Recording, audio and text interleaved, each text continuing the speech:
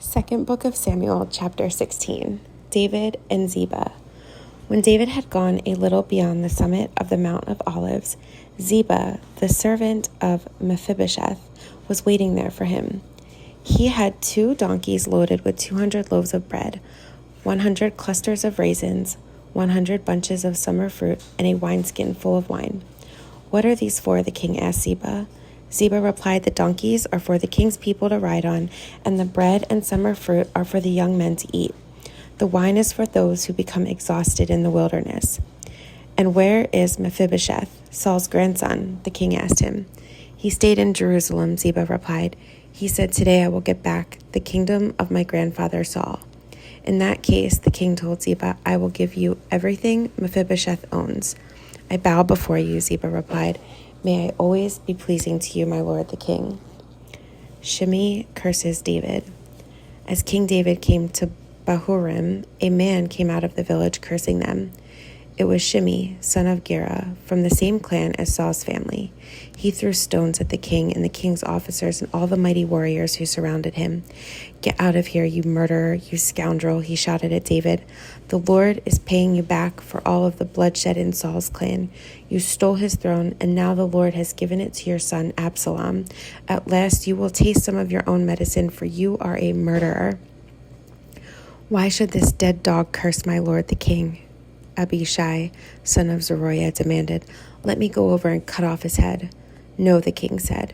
"Who asked your opinion, you sons of Zeruiah?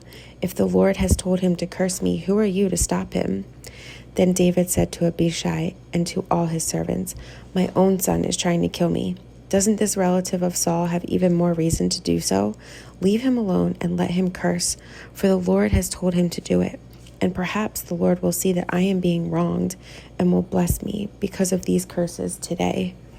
So David and his men continued down the road, and Shimei kept pace with them on a nearby hillside, cursing and throwing stones and dirt at David.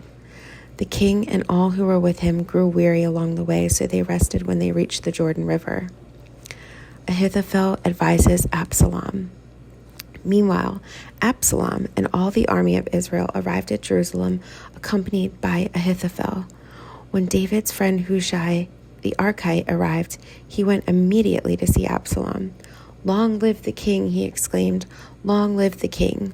"Is this the way you treat your friend David?" Absalom asked him. "Why aren't you with him?" "I'm here because I belong to the man who is chosen by the Lord and by all the men of Israel," Hushai replied. "And anyway, why shouldn't I serve you? Just as I was your father's advisor, now I will be your advisor." Then Absalom turned to Ahithophel and asked him, "What should I do next?" Ahithophel told him, "Go and sleep with your father's concubines, for he has left them here to look after the palace. Then all Israel will know that you have insulted your father beyond hope of reconciliation, and they will throw their support to you." So they set up a tent on the palace roof where everyone could see it, and Absalom went in and had sex with his father's concubines. Absalom followed Ahithophel's advice, just as David had done. For every word Ahithophel spoke seemed as wise as though it had come directly from the mouth of God.